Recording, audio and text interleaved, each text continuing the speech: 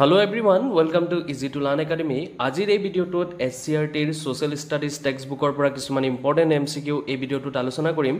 যদি ভিডিঅ'টো ভাল পায় তেন্তে ভিডিঅ'টো লাইক কৰি দিব আৰু যদি চেনেলটো সাবস্ক্ৰাইব কৰা নাই সাবস্ক্ৰাইব কৰি দিব। প্ৰথম প্ৰশ্ন কোৱেশ্চন নম্বৰ 1 হৈছে ভাৰতবৰ্ষত ইংৰাজী শিক্ষা কোনে আৰম্ভ কৰিছিল? এই প্ৰশ্নটোৰ শুদ্ধ উত্তৰটো হ'ব অপচন সি লৰ্ড মেকাউলে। নেক্সট প্ৰশ্ন কোৱেশ্চন নম্বৰ 2 হৈছে মহাত্মা গান্ধী হেতু কোনখন ৰাজ্যত অৱস্থিত? এই প্ৰশ্নটোৰ শুদ্ধ উত্তৰটো হ'ব অপচন এ বিহাৰ। নেক্সট প্ৰশ্ন কোৱেশ্চন নম্বৰ 3 হৈছে সৰ্দাৰ সৰোবৰ বান্ধ তলৰ কোনটো নদীৰ ওপৰত নিৰ্মাণ কৰা হৈছে? এই প্ৰশ্নটোৰ শুদ্ধ উত্তৰটো হ'ব অপচন এ নৰ্মদা। নেক্সট প্ৰশ্ন কোৱেশ্চন নম্বৰ 4 হৈছে তলৰ কোনটো গ্ৰহক মৰ্নিং ষ্টাৰ নামে জনা যায়? এই প্ৰশ্নটোৰ শুদ্ধ উত্তৰটো হ'ব অপচন বি শুক্ৰ। নেক্সট প্ৰশ্ন কোৱেশ্চন নম্বৰ 5 হৈছে সতীদা প্ৰথা কোনে বিলুপ্ত কৰিছিল? এই প্ৰশ্নটোৰ শুদ্ধ উত্তৰটো হ'ব অপচন এ লৰ্ড উইলিয়াম বেণ্টিক। নেক্সট প্ৰশ্ন কোৱেশ্চন নম্বৰ 6 হৈছে ভাৰতৰ সবাতোকৈ বেছি ৰাবাৰ উৎপাদনকাৰী ৰাজ্য কোনটো? এই প্ৰশ্নটোৰ শুদ্ধ উত্তৰটো হ'ব অপচন ডি কেৰালা। নেক্সট প্ৰশ্ন কোৱেশ্চন নম্বৰ 7 হৈছে তলৰ কোনে ভাৰ্নাকুলাৰ প্ৰেছ এক্টখন প্ৰৱৰ্তন কৰিছিল? এই প্ৰশ্নটোৰ শুদ্ধ উত্তৰটো হ'ব অপচন এ লৰ্ড লিটন।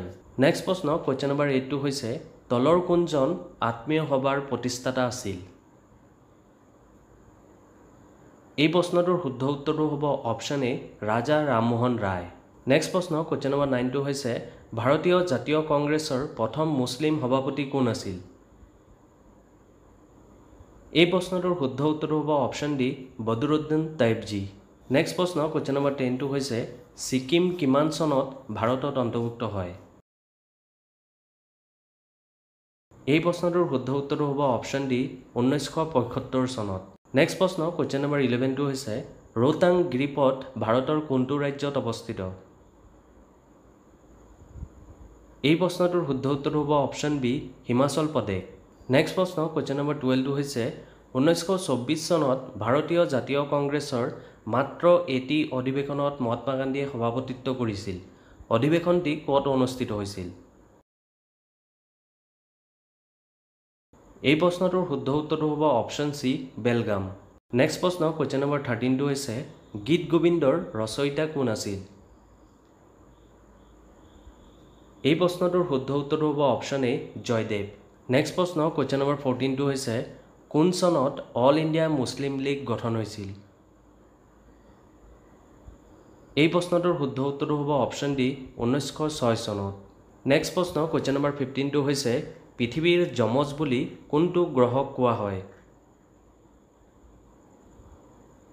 এই প্ৰশ্নটোৰ শুদ্ধ উত্তৰটো হ'ব অপচন বি শুক্ৰ। যদি ভিডিঅ'টো ভাল পাইছে ভিডিঅ'টো লাইক কৰি দিব আৰু পৰৱৰ্তী ভিডিঅ'ৰ বাবে চেনেলটো সাবস্ক্ৰাইব কৰি দিব।